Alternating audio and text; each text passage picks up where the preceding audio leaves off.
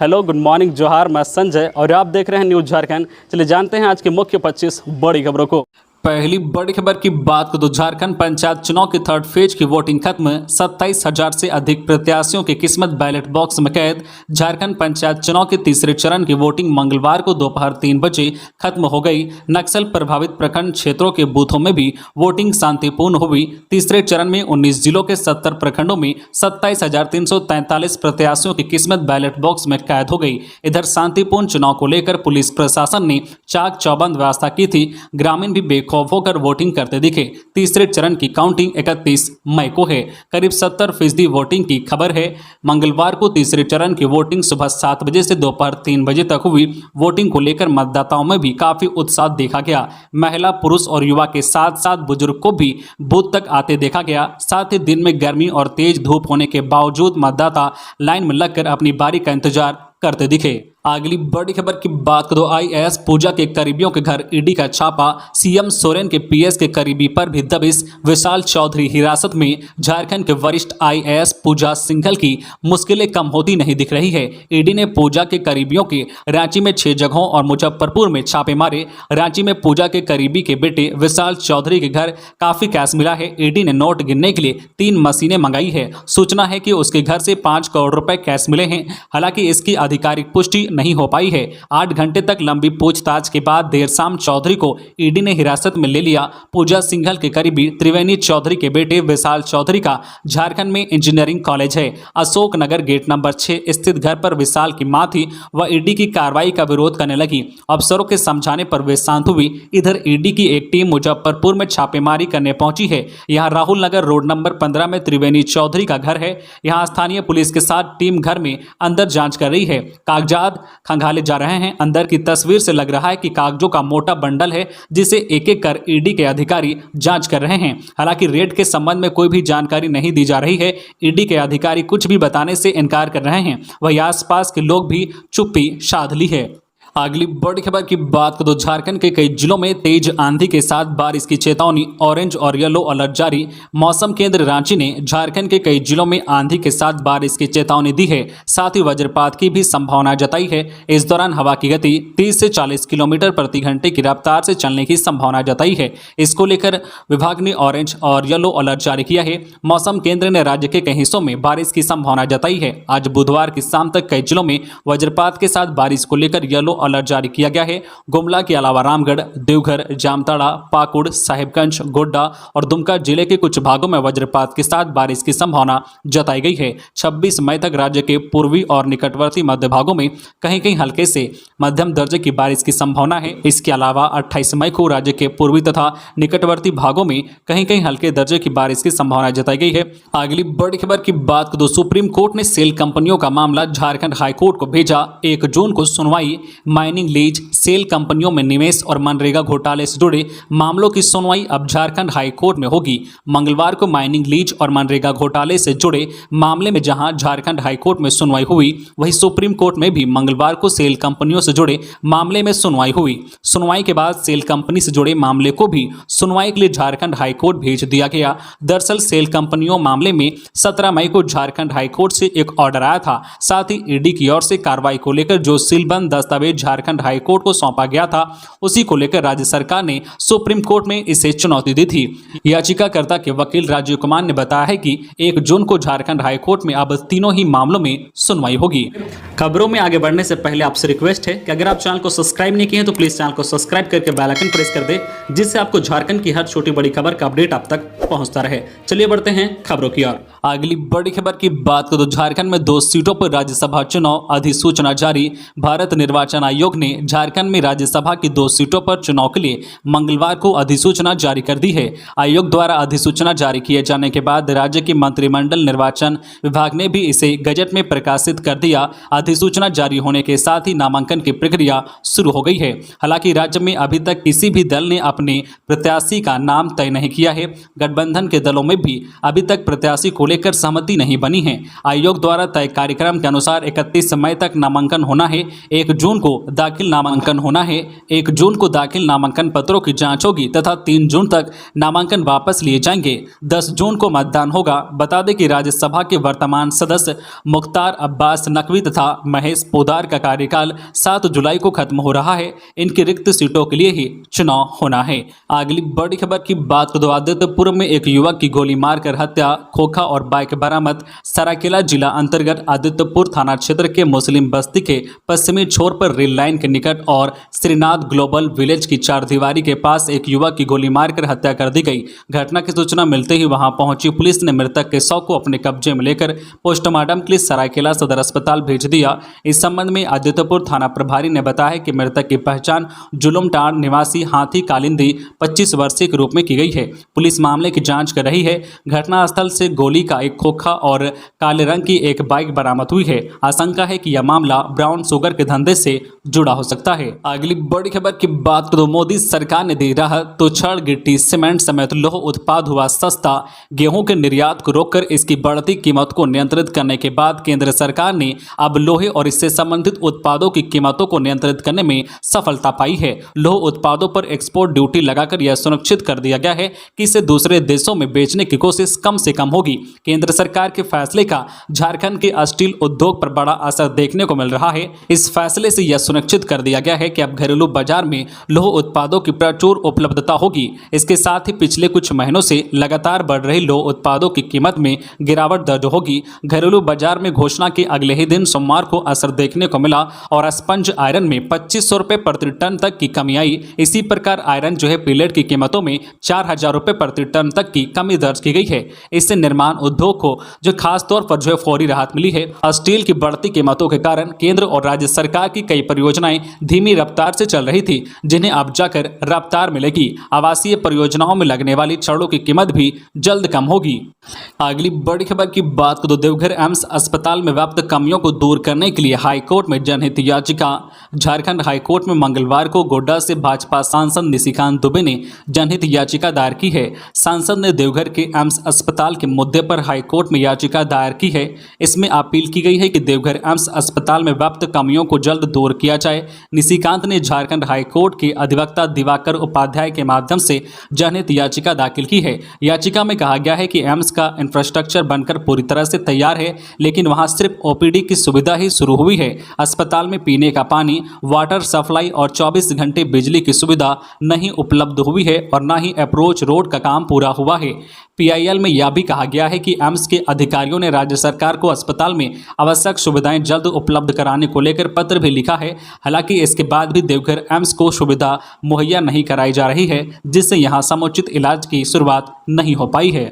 अगली बड़ी खबर की बात करें तो झारखंड में फेल हो रही शराब बिक्री की व्यवस्था, नहीं मिल रहे सारे ब्रांड, डिजिटल पेमेंट भी ठप। झारखंड में शराब की खरीद बिक्री की सारी व्यवस्था विफल हो रही है। शराब की खरीद बिक्री का काम ऑनलाइन मोड से मैनुअल पर चला गया है। ज्यादा मात्रा में शराब की खरीद करने वाले बार और क्लबों को डिजिटल पेमेंट की सुविधा भी बंद कर दी गई है। मनपसंद ब्रांड भी नहीं मिल रहे हैं। उपलब्ध ब्रांडों में भी राशनिंग कर चुनिंदा ब्रांडों की सप्लाई बार और क्लबों को दी जा रही है। बार और क्लबों को शराब की होलसेल खरीद पर मिलने वाली छूट बंद हो गई है। झारखंड में लंबे रिसर्च के बाद सरकार ने शराब बेचने की रणनीति तैयार की। शराब बेचने के लिए बेरोजगारों के इंटरव्यू लिए गए, एक मजबूत व्यवस्था तैयार करने की कोशिश की गई, लेकिन झारखंड में शराब की खरीद बिक्री की व्यवस्था विफल हो रही है। शराब की खरीद बिक्री को ऑनलाइन से मैनुअल कर दिया गया है। शराब के कुछ ब्रांड ही उपलब्ध हैं। अब बार और क्लब की होलसेल खरीद पर मिलने वाली छूट भी बंद कर दी गई है। अगली बड़ी खबर की बात को पंचायत चुनाव के दौरान मनातू में संदिग्ध लैंडमाइंस मिला। सीआरपीएफ की टीम को देख भागे 2 लोग। पलामू के मनातू थाना क्षेत्र के दुलकी के इलाके में मतदान केंद्र से महज 150 मीटर की दूरी पर 2 शक्तिशाली लैंडमाइंस मिले हैं। हालांकि मतदान केंद्र चतरा जिले का है, लेकिन लैंडमाइंस जहां पर मिला है वह पलामू का भाग है। लैंडमाइंस एक पुलिया में लगे हुए थे। लैंडमाइंस मिलने के बाद सीआरपीएफ 134 बटालियन के द्वितीय कमान अधिकारी राजीव कुमार झा समेत कई टॉप अधिकारी मौके पर पहुंचे। सीआरपीएफ 134 बटालियन के अधिकारी और जवान पंचायत चुनाव को लेकर मनातू के जो चाक के इलाके में एंटी नक्सल अभियान चला रहे थे। इसी क्रम में मतदान केंद्र संख्या 16, 17, 18 से महज 150 मीटर की दूरी पर सीआरपीएफ की टीम को 2 लैंडमाइंस नजर आया। दोनों लैंडमाइन सिलेंडर के रूप में एक छोटी पुलिया में लगे हुए थे। मौके से सीआरपीएफ की टीम को देखकर 2 संदिग्ध लोग फरार हो गए। अगली बड़ी खबर की बात करें तो पलामू के तरहसी प्रखंड में एक पीठासीन पदाधिकारी को ग्रामीणों ने बनाया बंधक। पलामू जिला अंतर्गत तरहसी प्रखंड के बूथ संख्या 3 के पीठासीन पदाधिकारी योगेश्वर सिंह द्वारा निजी वाहन से मतपेटी लेकर मेदिनीनगर जाने की सूचना मिलने पर ग्रामीण और प्रत्याशियों ने पीठासीन पदाधिकारी को पकड़कर बंधक बना लिया। जानकारी के अनुसार पीठासीन पदाधिकारी श्री सिंह मतदान का समय समाप्त होने के बाद सीलबंद मतपेटी को लेकर अपनी कार से मेदिनीनगर जाने के लिए निकले थे। जैसे ही इसकी सूचना ग्रामीण और प्रत्याशियों को मिली, तत्काल पीठासीन पदाधिकारी को पकड़कर बंधक बना लिया और बीडीओ सचिदानंद महतो को सूचना दिया गया। ग्रामीणों का आरोप है कि मतपेटी बदलने के उद्देश्य से ही निजी वाहन से पीठासीन पदाधिकारी द्वारा मतपेटी से ले जाया जा रहा था। सूचना मिलते ही बीडीओ सचिदानंद महतो एवं सीओ केदारनाथ सिंह घटनास्थल पर पहुंचकर मतपेटी का जांच किया। जांच के दौरान पाया गया है कि मतपेटी पूरी तरह से सील है। इसके बावजूद ग्रामीण बूथ संख्या 3 पर फिर से मतदान कराने को अड़े थे। पीठासीन पदाधिकारी योगेश्वर सिंह ने बताया कि उनके घर में किसी की तबियत खराब होने की सूचना मिलने पर जल्दबाजी में मेदिनीनगर में मतपेटी जमा करके जो घर जाने के लिए वे अपने निजी वाहन का इस्तेमाल किए। इधर सीओ श्री सिंह ने ग्रामीण एवं प्रत्याशियों को बुधवार को जो बेरिया में आकर अपनी शिकायत दर्ज कराने की बात कही है, जिसके बाद ग्रामीणों ने पीठासीन पदाधिकारी को छोड़ा। अगली बड़ी खबर की बात करें तो 5 जून को रांची के 61 केंद्रों पर यूपीएससी की प्रारंभिक परीक्षा बैठक में तय की गई जिम्मेदारी। राजधानी रांची के 61 परीक्षा केंद्रों पर 5 जून को यूपीएससी की प्रारंभिक परीक्षा आयोजित होगी। इससे लेकर प्रशासन की ओर से तैयारियां की जा रही है। इसी कड़ी में रांची के डीएसपीएमयू परिसर में एक महत्वपूर्ण बैठक आयोजित हुई।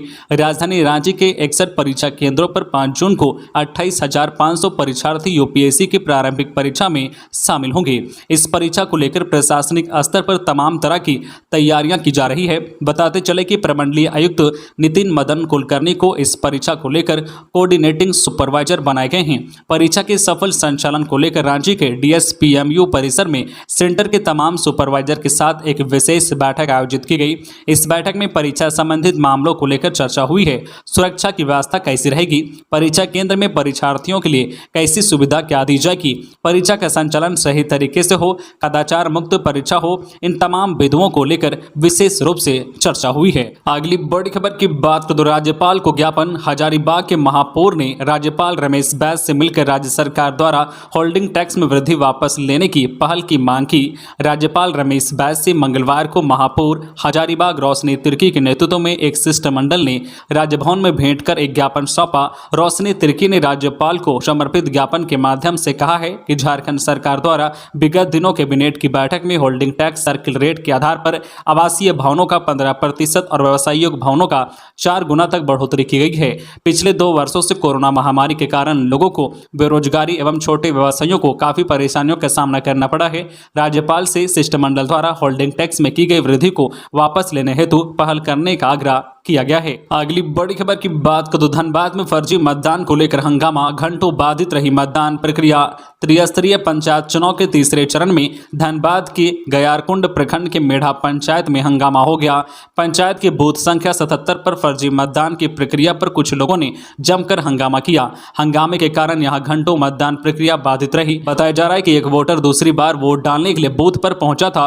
यहां बूथ पर मौजूद प्रत्याशी के एजेंट सौरभ बावरी ने मतदान के लिए आए वोटर को लेकर ऐतराज जताया। इसके बाद हंगामा शुरू हो गया। लोगों ने पूरी मतदान प्रक्रिया को रद्द करने की मांग शुरू कर दी। वहीं पीठासीन पदाधिकारी का कहना है कि यदि किसी वोटर द्वारा दूसरी बार मतदान किया जा रहा था तो इसकी शिकायत मुझसे करनी चाहिए थी, लेकिन सौरभ द्वारा हंगामा खड़ा कर दिया गया। पीठासीन पदाधिकारी का कहना है कि निर्वाचन के वरीय अधिकारियों को मामले की सूचना दे दी गई है। अगली बड़ी खबर की बात करें तो 2 लाख के इनामी नक्सली नोवेल सांडी पूर्ति दस्ते के 2 सहयोगी गिरफ्तार। 2 लाख का इनामी एरिया कमांडर नोवेल सांडी पूर्ति के दस्ते के सदस्यों को खुंटी पुलिस ने डडगामा गांव के पास गांव जाने वाली सड़क से गिरफ्तार किया है। गिरफ्तार किए गए उग्रवादियों में बंदगांव थाना क्षेत्र के कोनसैया गांव निवासी मंगरा कुम्हार उर्फ मंगरा और लडौली गांव निवासी सुखलाल सांडी पूर्ति उर्फ कैता शामिल हैं। पुलिस ने उनके पास से एक कार्बाइन, एक मैगजीन, 10 गोली और पीएलएफआई का पेट तथा चंदा रसीद बरामद किया है। एसडीपीओ अमित कुमार ने बताया कि गुप्त सूचना के आधार पर छापेमारी कर दोनों को गिरफ्तार किया गया है। अगली बड़ी खबर की बात करें तो गुमला में सड़क दुर्घटना में महिला की मौत तो कतरी डैम में एक नाबालिग के डूबने से मौत। कामडारा प्रखंड के तुरबुल गांव स्थित जन वितरण दुकान से राशन उठाव के लिए आई एक लाभार्थी महिला सलोमी बरला 55 वर्षीय को हाईवा ट्रक ने रौंद डाला, जिससे घटनास्थल पर ही उसकी मौत हो गई। वहीं 2 अन्य महिला बेरना देत बरला 45 वर्षीय और मेरी कच्छप बरला 50 वर्षीय को आंशिक चोट लगी है। दोनों घायलों को कामडारा अस्पताल में प्राथमिक उपचार किया गया। वहीं गुमला शहर के सरहुल नगर करमटोली निवासी संजय तिर्की के 16 वर्षीय बेटे अंकित तिर्की की कतरी डैम में डूबने से मौत हो गई। मृतक का पिता पटना स्थित राजभवन में पोस्टिंग है, वे पुलिस विभाग में कार्यरत हैं। अगली बड़ी खबर की बात करें तो धनबाद की रंगामाटी पंचायत की मुखिया प्रत्याशी के पति रामेश्वर कुंभकार की रिम्स में मौत। निरसा प्रखंड अंतर्गत रंगामाटी पंचायत की मुखिया प्रत्याशी कमला देवी के पति रामेश्वर कुंभकार की मौत सोमवार की रात इलाज के दौरान रांची रिम्स में हो गई। वह पत्नी, 3 पुत्री एवं एक पुत्र समेत भरा पूरा परिवार छोड़ गए। मंगलवार को उनका शव घर पहुंचने के बाद परिजनों का रो रो कर बुरा हाल है। पंचायतों को लोगों में मायूसी छा गई। मंगलवार को पंचायत के सदस्यों ने उनके शव यात्रा निकाली तथा गांव के शमशान में उनका अंतिम संस्कार कर दिया। अंतिम संस्कार में निरसा विधायक अपर्णा सेना गुप्ता पहुंची तथा मृतक के परिजनों को ढाढ़स बंधाया। समर्थकों को भी सांत्वना दी। मालूम हो कि शनिवार की रात पत्नी के चुनाव प्रचार के दौरान कानाटांड में अचानक उनकी तबियत बिगड़ गई। आनन फानन में समर्थकों ने उन्हें धनबाद की निजी अस्पताल में भर्ती कराया, जहां से चिकित्सकों ने उन्हें बेहतर इलाज के लिए रिम्स रांची भेजा था। अगली बड़ी खबर की बात करें तो रामगढ़ में जमकर झड़प। पतरातू में बूथ संख्या 1 और 2 में 2 गुटों के बीच मारपीट, पुलिस ने किया लाठीचार्ज। बड़ी खबर रामगढ़ से, जहां पंचायत चुनाव के तीसरे चरण में मतदान के दौरान रामगढ़ जिले के पतरातू प्रखंड के लपंगा में बूथ संख्या 1 और 2 में पीठासीन पदाधिकारी द्वारा पहले से मतदाता पर्ची फाड़ कर रखे जाने के विरोध में मतदान के दौरान जमकर हंगामा हुआ। मतदान केंद्र पुलिस छावनी में तब्दील हुआ। पुलिस ने लाठीचार्ज की। पुलिस की लाठीचार्ज करने पर 2 लोग घायल हो गए। घटना के संबंध में मतदाताओं का कहना है कि लगभग 2:30 बजे के बाद पीठासीन पदाधिकारी पहले से मतदाता पर्ची फाड़ कर रखे थे, जो नियम के विपरीत है, जिसका उन लोगों ने विरोध करना शुरू कर दिया। उसके बाद पुलिस के द्वारा की गई लाठीचार्ज में 2 लोग घायल हो गए। इस दौरान मतदान केंद्र के बाहर खड़ी बाइक भी क्षतिग्रस्त हो गई। पुलिस की लाठीचार्ज के बाद स्थानीय लोगों में काफी रोष है। मामले की गंभीरता को देखते हुए एहतियातन इलाके में पुलिस छावनी तब्दील कर दी। अगली बड़ी खबर की बात करें तो गिरिडीह के बगोदर में सड़क हादसा से गुस्साए ग्रामीणों ने ट्रक ड्राइवर समेत पुलिस कर्मियों के साथ की मारपीट। गिरिडीह जिला अंतर्गत बगोदर के अटका गांव में सड़क दुर्घटना से नाराज ग्रामीणों ने कंटेनर ड्राइवर की बेरहमी से पिटाई कर दी। इस दौरान बीच बचाव करने गई हजारीबाग के बगोदर थाना के पुलिस कर्मियों के साथ भी मारपीट की गई। इस मारपीट में थाना प्रभारी, एएसआई समेत 5 पुलिसकर्मी घायल हो गए। घायलों का इलाज सामुदायिक स्वास्थ्य केंद्र बरकट्ठा में किया गया। वहीं इस मामले में पुलिस ने अटका गांव निवासी शत्रुघ्न प्रसाद मंडल को हिरासत में लिया है। गिरिडीह जिला के बगोदर स्थित अटका गांव के समीप 27 वर्षीय सुनील कुमार साव के पास से तेज रफ्तार में कंटेनर पार किया। इस दौरान कंटेनर की तेज झोंके से सुनील सड़क पर गिर गया, जिससे सुनील घायल हो गया। इस घटना से कंटेनर ड्राइवर डर से वाहन को तेज रफ्तार से भगाने लगा। वही सड़क पर गिरे सुनील को देख 8-10 बाइक सवार लोगों ने कंटेनर का पीछा करना शुरू कर दिया। इस दौरान कंटेनर को तेज भगाने के चक्कर में ड्राइवर का वाहन पर से नियंत्रण खो गया। इससे कंटेनर अनियंत्रित होकर हजारीबाग जिला अंतर्गत गोरहर थाना क्षेत्र में आकर दुर्घटनाग्रस्त होकर पलट गई। तो ये थी आज की झारखंड की टॉप बड़ी खबरें। इसी तरह झारखंड की हर छोटी बड़ी खबर देखने के लिए आप हमारे चैनल न्यूज झारखंड चैनल को सब्सक्राइब करके बेल आइकन प्रेस कर दीजिए, जिससे आपको झारखंड की हर छोटी बड़ी खबर का अपडेट आप तक पहुंचता रहे। तो आज के लिए बस इतना ही। हमें दीजिए इजाजत, फिर मिलते हैं नेक्स्ट न्यूज में।